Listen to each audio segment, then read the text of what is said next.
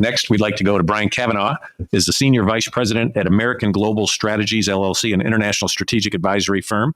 Mr. Cavanaugh focuses on critical infrastructure security and resilience, crisis management planning, continuity of operations, and disaster response and recovery operations.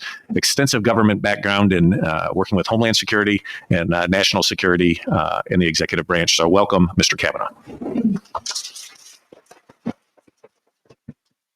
Good morning, and I'd like to thank Chairman Molnar and Congressman LaHood for the opportunity to speak with each of you today about the multifaceted threats posed to the United States and its local communities. As mentioned, I'm Brian Cavanaugh, and I currently serve as the Senior Vice President of American Global Strategies, where I manage the Homeland Security, Supply Chain, and Crisis Management portfolio for the former National Security Advisor, Robert O'Brien. Prior to joining AGS, I spent 3 years on the National Security Council, serving as the Senior Director for Resilience and the Acting Homeland Security Advisor. However, today, we sit here, we're having a conversation in a very different context, different tone. We're navigating an increasingly complex global landscape, and it's essential to understand the diverse threats that we face, particularly those emanating from state actors like the Chinese Communist Party.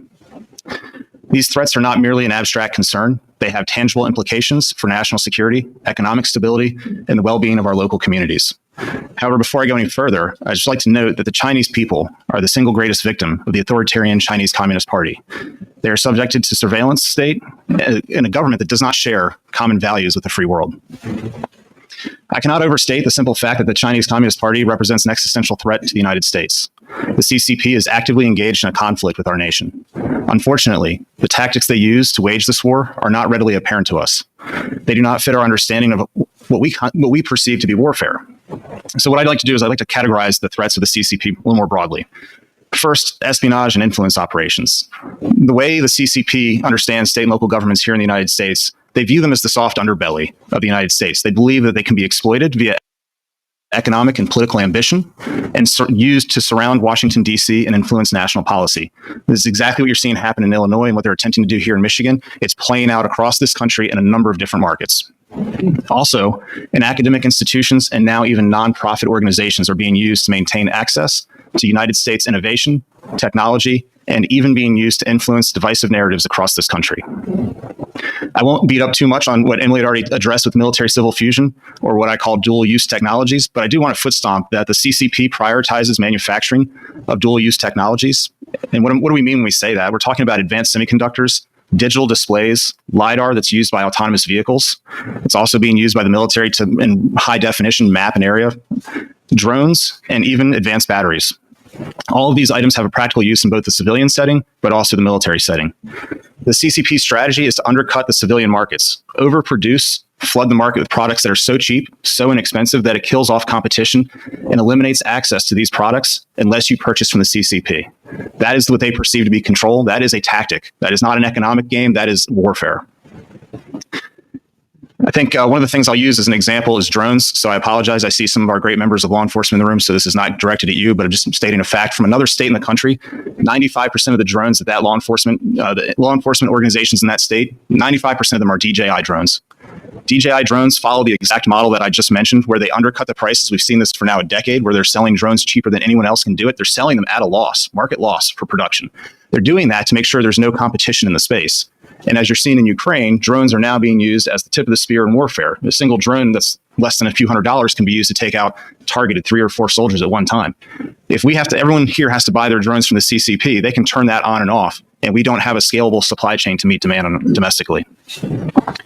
This practice is being replicated, as I mentioned, in a number of other markets, such as digital displays and biotech. When you look at digital displays, I'm sure everyone probably is familiar with Samsung, LG, all have probably a TV or an appliance from them. 2 years ago, they represented 80% of the R&D investment in digital displays. Today, they represent less than 10%. China represents more than 80%. Cybersecurity. This is probably not a fun topic to talk about after last week's CrowdStrike issue. But I just want to note that in the CCP, they have a 2017 National Intelligence Law, which was really important to highlight. When you see in the documents that Goshen has to follow in their charter, they're part of the CCP. They're wholly owned by an entity in the CCP. The 2017 National Intelligence Law requires Chinese entities to conduct espionage, to conduct data collection, and then to lie about it and not acknowledge they're doing that. You look back at what was happening with TikTok and how the CEO would kind of give weird half answers in both directions. That TikTok CEO is trying to fit into that 2017 National Intelligence Law. They also have a 2019 Cybersecurity Regulation Law. which is really interesting. Anyone who sells hardware or software into China must provide source code to the CCP. Make no mistake, that is going directly to the intelligence apparatus of the CCP and being used to collect information. There's only 2 countries in the world that have quantum computing capabilities that would enable AI to operate in a way that could be used for this level of data. It's the United States and China. The United States has laws in place to protect how we use that data. The Chinese have laws in place to ensure they exploit that data. It's a fundamental difference. Just a couple examples. Cyber, the Volt Typhoon incident that I think everyone started hearing about last spring, which is still being unpacked and dealt with in the Indo-Pacific. It was exploiting Microsoft Windows across the Pacific in critical infrastructure and academic institutions. On March 18th of this year, National Security Advisor Jake Sullivan and the EPA administrator sent a letter to all 50 governors saying the threat to their water and wastewater treatment facilities is no longer a threat. They're actively being targeted and actively being exploited, and that governors need to do something about that. It's a little bit of a lack of leadership. Not only should you be making that letter, but you should be working hand in fist with those governors to ensure you're doing something to address that risk, not just dictating that there's a problem. Earlier this year, we saw testimony before the Select Committee in Washington, D.C., where you saw a noticeable shift. You go back to the FBI comments on China and cybersecurity back in 2017, 2019. They talked about the greatest transfer of human wealth in history, and that was the IP theft by China. What you're seeing now in January was a shift from all the heads of government agencies saying this is no longer an IP theft. What we're seeing here is a pre-positioning on critical infrastructure for the civilian population in a move that is wartime preparedness. They would like to be in those systems and have the ability to turn off or hold at bay critical infrastructure. The CrowdStrike example showed you how airlines, hospitals, and the financial institutions could be impacted by one defective code. Their aim is to be able to hold an entire country at its will through cyber means. Lawfare and economic warfare, we've heard a lot about that today, and that's exactly what we're dealing with here with Goshen. I feel for the township and the litigation you're entering, I personally have advised on a low Earth orbit satellite communications company. It has Goldilocks spectrum, which is a very special Ka band spectrum. When they sold these rights in the 1950s, no one knew what it was going to be worth and how it would be used. The spectrum is owned by Liechtenstein. China put somebody on the ITU as the president or the secretary general of the International Telecommunications Union and began to try and relicense that spectrum to China. And when they couldn't do it through the ITU, companies formed in Germany and started opening 200 plus lawsuits per month against the company that owns this spectrum. The United States assesses that spectrum has dual use application, both civilian communications, but it's also in a very unique space and range for certain military capabilities.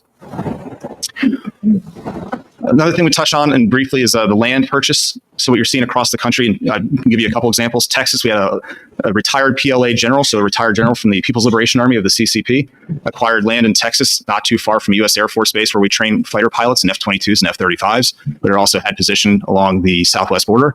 The go-in purchase agreement was, I'm going to open up a wind generation farm. Well, it's ironic when you're going to do that in Texas, there's plenty of locations where you have solid forecasts for wind to power these wind generators. The location that this general purchased, these acreage, have the lowest amount of wind in the entire state. So there's a lot of benefit for them to put up very tall, generating no value monetarily, windmills that have the ability to look into an Air Force base or capture military signals as they're communicating between the base and where the fighter pilots are training. And then I just briefly touch, the border crisis and fentanyl epidemic are explicitly interwoven with the CCP. Right now, what you're seeing is the cartels using drones at a level and capability that we never would have expected. We were very upset by one balloon flying across the country a few years ago. The southwest border is experiencing over 1,000 drone incursions a month. These drones are developing a pattern of life on the CBP officers.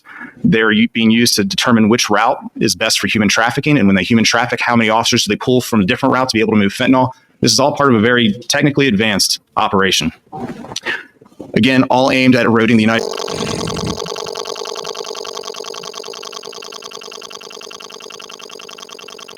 States committee for bringing light to this, and I look forward to questions and this great conversation today.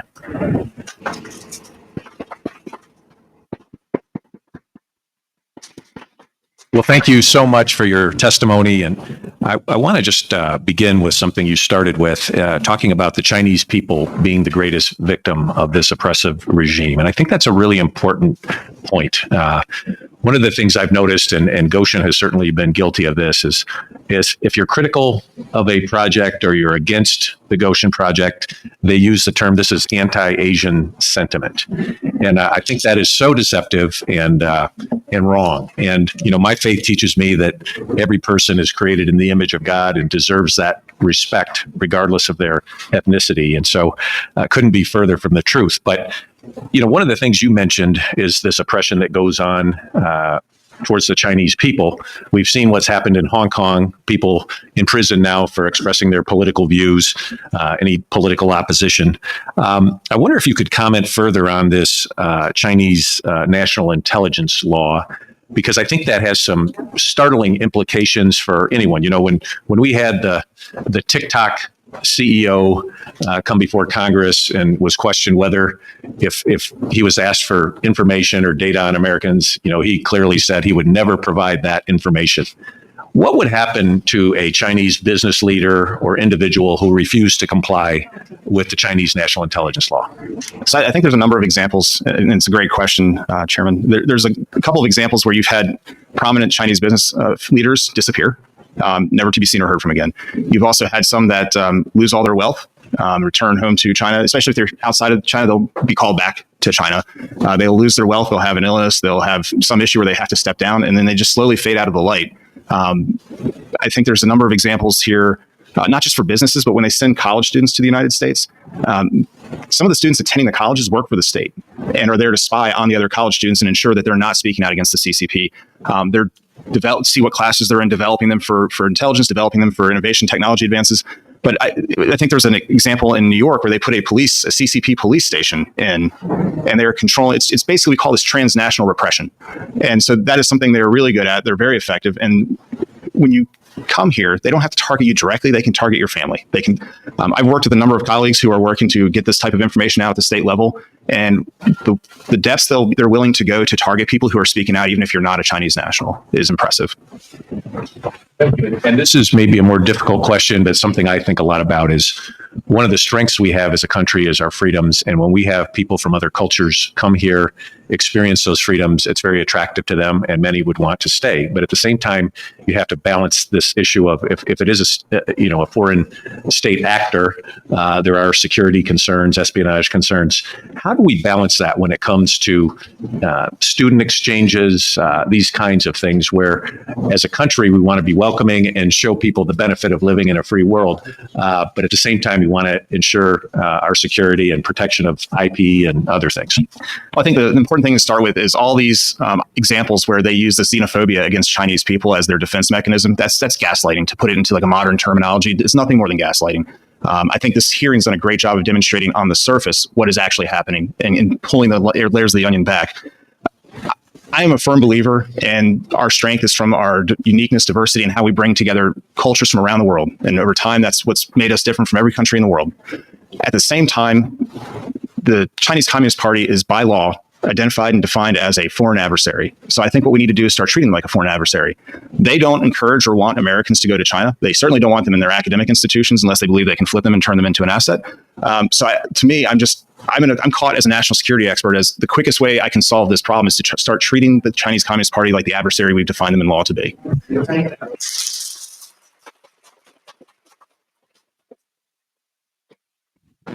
Well, thank you for your testimony here today, and thanks for your prior service at the NSC, the National Security Council.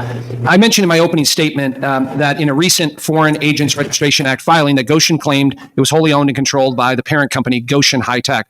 And as part of those bylaws, Goshen is required to, quote, to carry out party activities in accordance with the Constitution of the CCP, unquote. Tell us what that means. That is a not so subtle way to say that they have an expectation to deliver on the 2017 National Intelligence Law. Deliver on the National Intelligence Law, but also any of the other laws. And we just mentioned two today, 2017 National Intelligence Law, 2019 Cybersecurity Law. Every year they meet, they refine these laws, they refine the directions of the party. We talked about the Made in China 2025, and now they have a 2035 plan. All of these plans are part of that requirement. They have to fulfill their requirements to the direction the party sets. And I'm sure you've heard this before. The CCP is very detail-oriented. They're very organized. They have plans for everything. They have a 2050 plan. They have so all these things that they're being required to do in that FARA acknowledgement is to participate and assist the CCP in advancing those initiatives. You saw that in the Belt and Road before the Made in China 2025. And then secondarily, I referenced the letter that we sent on June 5th asking the administration to put Goshen High Tech on the entity list.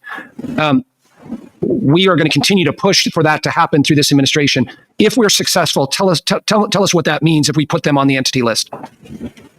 Getting them on the entity list is a really important tool for bureaucrats. So I apologize to bore you with bureaucratic nonsense here. And that's not what you guys want to hear, but that's actually the levers of the government that are going to change how we behave with them. But by going on the entity list, you can change the paradigm. You make them ineligible for DoD contracts. You can make them ineligible for federal funding. A lot of what you do, I mean, going back to the drones, 95% of the drones in this one particular state are DJI. If you can get entities like DJI, you can get entities like Goshen on the entity list, they're no longer eligible to spend federal grant dollars to buy and procure these items. Right now, that's the stick we have. And I think getting that on the entity list is critically important. And I'm embarrassed that DHS hasn't taken action on that. Lastly, we've referenced this, but I think the more reminding of the public and our citizenry that we can tell them, the level of surveillance state that the Communist Chinese Party implements in China through their authoritarian coercion, I mean, it is like nothing else around the world. Can you just talk about that level of surveillance state and how literally they have every one of their citizens under their eye? Absolutely. And I'll share a personal anecdote. So they rely on a social credit system to control the people in that country. So what does that mean? Well, I mean, to us, that seems a little foreign, because how involved would it be to understand what everyone in the country is doing to be able to have a social credit system to control if you can leave your apartment, to control if you're allowed to leave your town to go visit somebody in another town? All that requires social credits in their system. A parliamentarian member, I was speaking at a conference in London last September, and a parliamentarian member came up to me and said, "It was so impressive. I was in China. It was so impressive, Brian." I was like, "Well, explain to me what was so impressive." Well, I was in a cab and I left my wallet in the cab on accident. And I went to the local police station and I told him, "Hey, I was just in a cab 5 minutes ago. I think I left my wallet in the cab." He said, "Brian, within a matter of moments, they were able to pull up on computers all the cabs. And they were looking in all the cabs, listening in all the cabs. And we found the cab I was in, found my wallet, and they instructed the driver to come back. And the driver came back and brought me my wallet." He goes, "That's so impressive." And I was like, they were able to listen into any cab. They had video into any cab. And you were able to watch the driver come back to the police station. Yeah, it was great. And I was like, that's actually appalling. So that's not where anyone in America wants to be. We don't need Big Brother spying on us. And it's really unfortunate that that's the way the Chinese nationals live. Thank you.